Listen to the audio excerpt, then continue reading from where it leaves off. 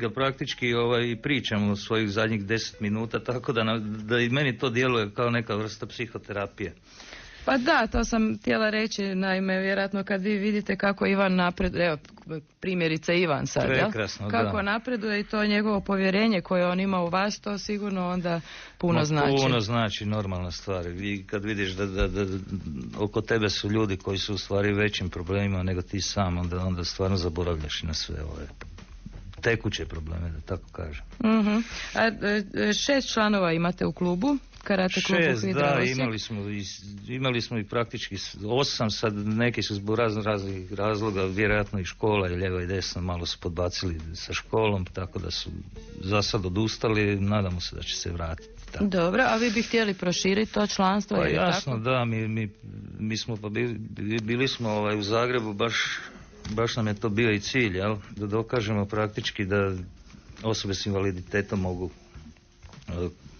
ravnopravno sudjelovati u treniranju, natjecanjima i tako. I osnivamo klub taj u Zagrebu, jel? Ne znam zašto to toliko kod nas u Zagrebu traje, to bi trebalo stvarno pitati. Ja sam tu dobio, to treba postaviti direktno pitanje tom uredu za udruge. Inače grada Zagreba, jer ovo je nevjerojatno da mjesec dana traje osnivanje kluba. Mislim, bit će da imaju više udruga pa onda... Ma ne vjerujem, čujte, pa ja sam dobio to za 5 minuta ovdje praktički u Osijeku, za 8 dana ja se imao registriran klub. Dobro, evo, ako slučajno ured za udruge grada Zagreba prati ovu emisiju, sad su čuli naš poticaj da ubrzaju. Tako je, nek ubrzaju više. Dobro, recite, članstvo u vašem klubu je besplatno, je li tako? Ko dođe, javi se, može vježbati, dobije kimono i sve. Dobije sve. Vi razvozite svoje članove. Tako je. Osijek nema prijevoz gradski, jel? Pa ima gradski prijevoz, međutim snalazimo se, neke članove doveze kombi gradski, jel? Međutim, taj kombi gradski opet radi do 8:30 navečer, jel? A vi imate trening mi imamo do 9, jel? Onda se snalazimo tako, i roditelji, Ivanova majka i tako, svi pomažu. Imamo i neke hrvatske ratne vojne invalide koji dolaze rekreacijski. Znate. Međutim, kažem, eto, nekako krpamo, uspijevamo, a prolazimo te porođajne muke kao i svaki sport. Nešto novo kad se pojavi, onda je normalna stvar da jel? Da, nije jednostavno, da, najlakše je ići već utabanim putem, naravno. Pa da, ja ovo kažem, za mene je to jedno novo iskustvo i nekako dobro se osjećam, ispunjen sam. A recite, ko to sve plaća, to su ipak troškovi, i prevoz i oprema i sve to skupa nije sigurno, mislim, besplatno. Pa nije ništa besplatno, danas nažalost ništa nije, osim to što ja radim to totalno volonterski, iz čiste ljubavi prema i tim ljudima, praktički oni su mi sad druga familija, jel? A kažem, čujte, učestvovali smo na natječajima, sad ćemo vidjeti, od Ministarstva branitelja i vamo i tamo. Nadam se da će Ministarstvo branitelja imati sluha, sad ipak pokazali smo neke rezultate da to nije samo mrtvo slovo na papiru za razliku od drugih nekih udruga. Sad da normalno ne zanima me, ne bi ulazio u to, ali kažem, mi kao jednostavno pokazujemo da imamo nekih rezultata. Mi lagano. Recite.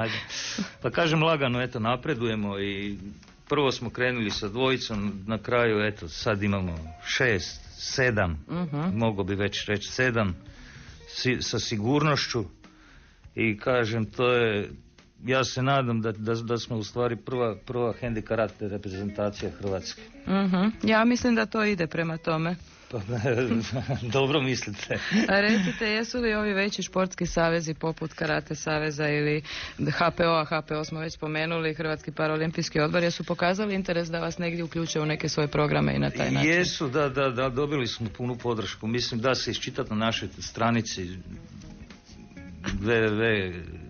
ne znam sad više to, dobro nije treba bitno. Upisati karate klub Hvidra Osijek. U Google Hvidra Osijek i izaćemo koji paštete iskačemo. A recite, imate neki kontakt ako nas neko sluša, barem iz Osijeka, i htio bi ipak probati trenirati karate u kolicima? Jasno, moj broj je dostupan 095 1234 566. Mislim, vrlo jednostavan broj za zapamtiti. Ovim putem pozivam sve osobe s invaliditetom, bez obzira na dob, vrstu invaliditeta, nek nam se priključe. A vjerojatno vam treba i pomoć trenerska, ja pretpostavljam, da jasno da mi treba, naraste broj. Samo koliko ja vidim, nešto je, od svih dobijam praktički podršku, ali niko konkretno nešto da izađe, da u susret samim pomoći. Eventualno da ja se razbolim, šta sad? Stali su treninzi, stalo je sve. Da, vjerojatno misle da neće to znati, da je drugčije. Pa tako je bilo u početku, sa dvojicom, na prvom onom što smo imali 2009. bio kup Osijeka, pa smo dobili tu priliku. Se zahvaljujem gospodinu Joci Đukiću što nam je dao priliku prvi puta da to prikažemo. Onda su svi pljeskali praktički, sve je bilo ok, već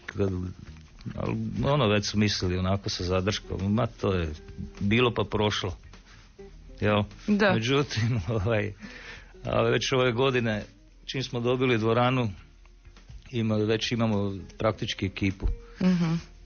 Dobro.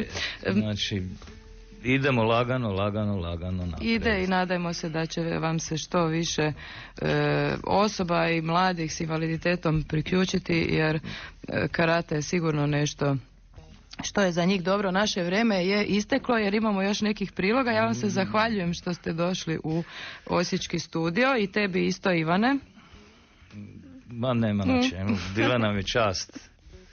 I nadam se da ćemo se još sresti. Ja ću za kraj još jednom ponoviti vaš broj telefona za eventualne zainteresirane karatiste. To je dakle 095 12345666. Riječ je, dakle s nama su bili Daniel Kifner i Ivan Modrić iz našeg prvog kluba za hendi karate Hvidra Osijek. Hvala lijepa i do slušanja. Hvala.